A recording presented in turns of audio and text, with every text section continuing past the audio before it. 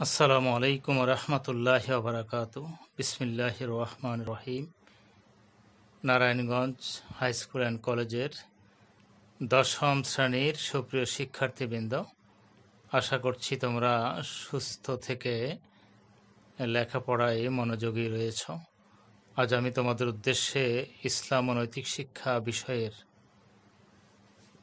অধ্যায় 4 পাঠ 21 ও 22 বিষয়বস্তু কর্মবিমুখতা,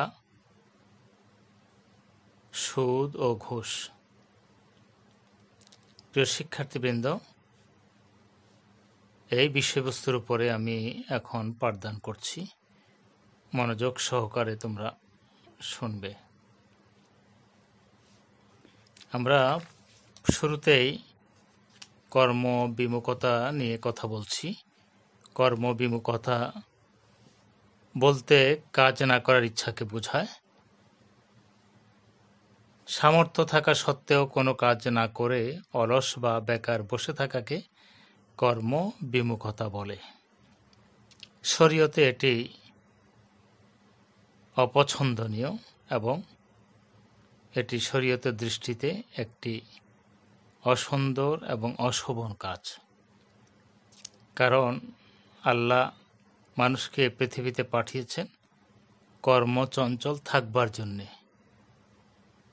অলস হয়ে বসে থাকবার জন্যে মহান আল্লাহ পৃথিবীতে মানব জাতিকে পাঠাননি। মানব জীবনে কাজের কোনো বিকল্প নেই। জীবনে বড় হওয়ার জন্যে, জীবিকা উপার্জনের জন্যে মানুষকে বহু কাজকর্ম করতে হয়। সময় মতো যথাযথভাবে এসব কাজ সম্পাদনের উপরই মানুষের উন্নতি ও সফলতা নির্ভর করে।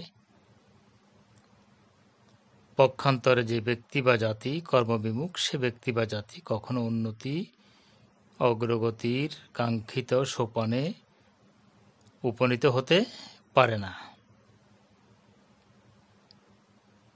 কর্মবিমুখতা মানুষের মধ্যে অলসতা সৃষ্টি করে। এতে মানুষ অকর্মণ্য হয়ে পড়ে, মানুষের কর্মস্পৃহা কমে যায়, কর্মক্ষমতা লোপ পায়। এছাড়াও অলস মস্তিষ্ককে শয়তানের কারখানা বলা হয়। তাই আমরা অলস হব না, আমরা হব কর্মচঞ্চল, আমরা হব কাজের ব্যাপারে আন্তরিক এবং ঐকান্তিক। মহান আল্লাহ এই ব্যাপারে ঘোষণা করছেন, অতঃপর সালাত সমাপ্ত হলে তোমরা পৃথিবীতে ছড়িয়ে পড়ো এবং আল্লাহর অনুগ্রহ সন্ধান করো। হাদিসে এসেছে, নবীজি বলেছেন, হালাল উপায়ে জীবিকা অন্বেষণ করা ফরজের পর আরও একটি ফরজ হিসাবে বিবেচিত। তাই এ থেকে বোঝা যাচ্ছে যে কর্মচঞ্চলতা কতটা জরুরি এবং রিজিক অন্বেষণের জন্যে, উপজীবিকা অনুসন্ধানের জন্যে মানুষকে অলসতা ঝেড়ে ফেলে কর্মচঞ্চল হয়ে পৃথিবীতে ছড়িয়ে পড়তে হবে। প্রিয় শিক্ষার্থীবৃন্দ, এখন আমরা সুদ ও ঘুষ নিয়ে কথা বলবো। সুদ ফার্সি শব্দ, এর আরবির প্রতিশব্দ হলো রিবা বা রিবা। মহানবী সাল্লাল্লাহু আলাইহি সাল্লাম এই সুদকে হারাম ঘোষণা করেছেন। আল্লাহর পক্ষ থেকেও এটি হারাম ঘোষিত হয়েছে। সুতরাং আমরা সুদের সংস্পর্শে যাব না। মুহাম্মদ সাল্লাল্লাহু আলাইহি ওয়াসাল্লাম বলেছেন, সুদের 70-এর উপরে গুনাহ। ছোট গুনাহ হলো আপন মায়ের সাথে ব্যভিচারে লিপ্ত হওয়া, আর বড় পাপ হলো আল্লাহ এবং তার রাসূলের বিরুদ্ধে যুদ্ধ ঘোষণা করা। প্রিয় শিক্ষার্থীবৃন্দ, আমরা এই বিষয় নিয়ে যদি জানতে চেষ্টা করি তাহলে আমরা দেখতে পাব যে এই ব্যাপারে প্রিয় নবী হযরত মুহাম্মদ সাল্লাল্লাহু আলাইহি সাল্লাম কি বলেছেন। তিনি স্পষ্ট করে বলেছেন যে সোনার বিনিময়ে সোনা, রূপার বিনিময়ে রূপা, জবের বিনিময়ে জব, আটার বিনিময়ে আটা, খেজুরের বিনিময়ে খেজুর, লবণের বিনিময়ে লবণ, এমনিভাবে সমজাতীয় দ্রব্যের নগদ আদান প্রদানে অতিরিক্ত কিছু হলেই তা সুদ হিসেবে বিবেচিত হবে এবং একই শ্রেণীভুক্ত পণ্যদ্রব্যের লেনদেনে কম বেশি করা হলে ও তা সুদের আওতাভুক্ত হবে। যেমন 1 কেজি চালের বিনিময়ে 1.5 কেজি চাল নেওয়া কিংবা 1 কেজি চালও অতিরিক্ত অন্য কিছু নেওয়াও সুদ হবে। সুতরাং এ ব্যাপারে আমাদেরকে সতর্ক হতে হবে, সাবধান হতে হবে। এটি যেহেতু আল্লাহ এবং তার রাসূলের পক্ষ থেকে নিষিদ্ধ ঘোষিত হয়েছে, সেহেতু আমরা সুদের সংস্পর্শে আমরা যাব না। আমরা জানি যে ঘুষ যেটি, সেটিও অবৈধ। নবীজি বলেছেন, সুদখোর, সুদদাতা, সুদ চুক্তি লেখক ও সুদী লেনদেনের সাক্ষীকে অভিশাপ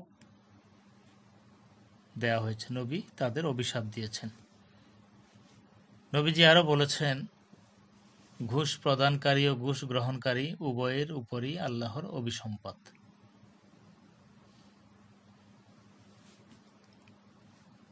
মহানবী সাল্লাল্লাহু আলাইহি ওয়াসাল্লাম আরও বলেছেন, কোনো গ্রাম বা দেশে যখন জেনা ব্যভিচার ও সুদ ব্যাপকতা লাভ করে, তখন সেখানকার অধিবাসীদের উপর আল্লাহর আযাব আসা অনিবার্য হয়ে পড়ে। নবীজি ঘুষখোরদের পরিণতি সম্পর্কে বলেছেন, ঘুষদাতা ও ঘুষখোর উভয়ই জাহান্নামী। তাহলে আমরা যেটা জানতে পারছি যে সুদ, ঘুষ এগুলো শরীয়তের পক্ষ থেকে নিষিদ্ধ ঘোষিত হয়েছে। মহান আল্লাহ আরও ঘোষণা করছেন, আর আল্লাহ ব্যবসাকে হালাল করেছেন এবং সুদকে করেছেন হারাম। অন্য আয়াতে বলেছেন, হে ঈমানদারগণ, তোমরা চক্রবৃদ্ধি হারে সুদ খেও না এবং আল্লাহকে ভয় করো, তাহলে তোমরা সফলকাম হতে পারবে।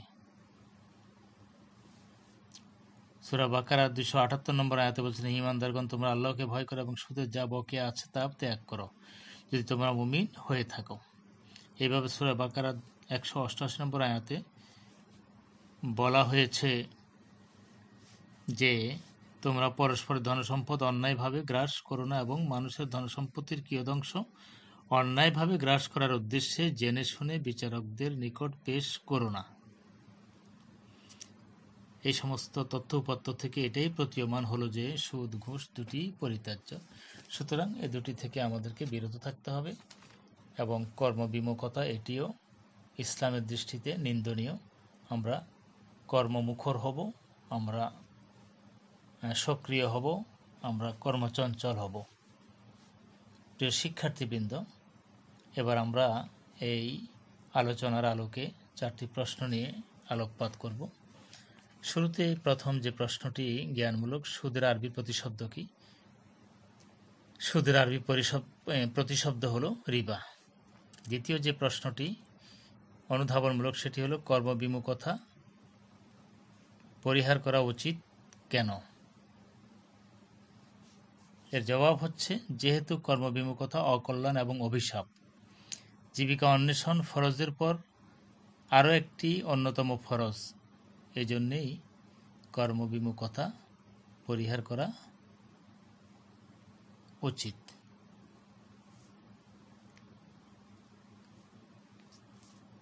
প্রিয় শিক্ষার্থীবৃন্দ, তৃতীয় পর্যায়ের প্রয়োগমূলক প্রশ্ন, আমরা কিভাবে সুদ ও ঘুষ মুক্ত জীবন যাপন করব? এর জবাব হচ্ছে, যদি সুদ ও ঘুষ মুক্ত জীবন আমরা যাপন করতে চাই, তাহলে আমরা সুদ খাবো না, সুদ দেব না। প্রথমত সুদ খাবো না, দ্বিতীয় সুদ দেব না, তৃতীয়ত সুদের লেনদেনে সাক্ষী হব না, চতুর্থ ঘুষ খাবো না, পঞ্চম ঘুষ দেব না, ষষ্ঠ ঘুষের লেনদেনে সাক্ষী হব না, সপ্তম একই শ্রেণীভুক্ত পণ্যদ্রব্যের লেনদেনে কম বেশি করব না, অষ্টম সমজাতীয় দ্রব্যের নগদ আদান প্রদানে অতিরিক্ত কিছুই নেব না। এইভাবে যদি এই বিষয়গুলোকে সামনে রেখে আমরা যদি আমাদের জীবনটাকে পরিচালনা করতে পারি, তাহলেই আমরা সুদমুক্ত জীবন যাপনে সক্ষম হব। প্রিয় শিক্ষার্থীবৃন্দ, চতুর্থ যে প্রশ্নটি উচ্চতর চিন্তন দক্ষতামূলক, সেটা হলো এই যে সুদ ও ঘুষের কুফল আলোকপাত করো। আর সুদ ও ঘুষের যে কুফলগুলো সেগুলো হলো এই যে এরকম যে সুদ ও ঘুষ হারাম, এটা হলো প্রথম কুফল। দ্বিতীয় কুফল হলো আল্লাহ রাসূল নিষেধ করেছেন। তৃতীয় কুফল হলো হারাম খাদ্য গ্রহণকারী জান্নাতে যাবে না। চতুর্থ কুফল হলো ঘুষদাতা ও গ্রহীতা উভয়ই জাহান্নামী। পঞ্চম কুফল হলো সুদের মাধ্যমে ধনী আরও ধনী হয়, গরিব নিঃস্ব হয়ে যায়।